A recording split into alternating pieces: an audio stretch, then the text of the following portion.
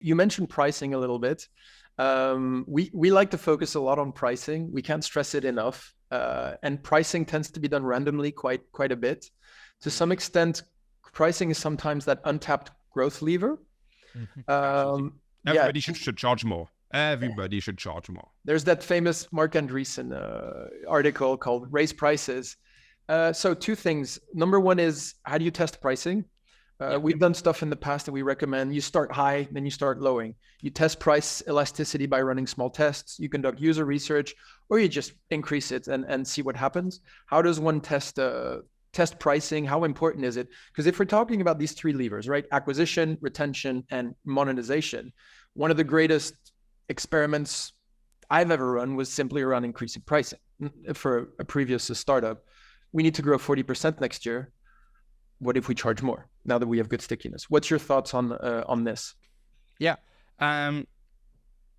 it depends a bit, where you're strong and where you're weak. Are you strong on the acquisition versus your competitors? I'm just going to assume that everyone has competitors. It's just rare not to have competitors. If you don't have competitors, at least substitutes, right? If there's no competitors or substitutes, and you're growing great, again, drop me an email. Yeah. Like this webinar has substitutes. Somebody could be watching Netflix right now, right? Instead of let's just assume we have competitors or substitutes. Then the question is how much elasticity is there in your pricing before people go to competition for a pricing reason, right? I'm not talking of the existing customers. I'm talking of the new customers. Just generally in SaaS, you kind of grandfather the current base in the old pricing. Can you explain this? Yes, sorry. So grandfathering means that everybody who is already a customer can stay being a customer at the same price. You get the benefits of the same price until you change, right? Features or product, right? And so when you think, I'm going to increase my price by 30%, generally it only applies to new customers, okay? Some people have applied it to existing customers, but there's a strong backlash with that, which you'd probably want to avoid. The middle ground is to say, hey, you can stay in your current price structure and feature structure, but if you want the new features, you got to change pricing. Yeah, which is fair. That's a good middle ground. Okay. Now, coming to how do you define what the new price should be? Okay. It should be tied to value creation, all right? Okay, and not so much, let's say, what is easy to measure or what's just like the typical like seat-based, all right? You should see, how am I creating value?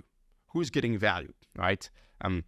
There are a lot of, let's say, agencies and consultants who can help you with that, all right? I don't know if you guys, David, do it, but there's in the US, I know a couple of people who do it. And I would recommend working with somebody who is a pricing expert and who's going to basically use interviews, all right, and pricing interviews on the current base and on the future customers and on customers of your competitors to understand like what is the willingness to pay and what is a good metric that they understand is tied to value. At Segment, we changed the metering, so the KPI that was used to charge, all right? And we changed the pricing. And the analysis we had from our pricing agency was really good. We had a distribution of all the current customers and basically where they were right now in terms of pricing and where they would go, right? And what is the delta variance from the current position? And we looked at what were the extremes, all right? And all those extremes justified or not, all right? And that's how we actually increased pricing a lot, making sure that the people who had got more value were being charged more.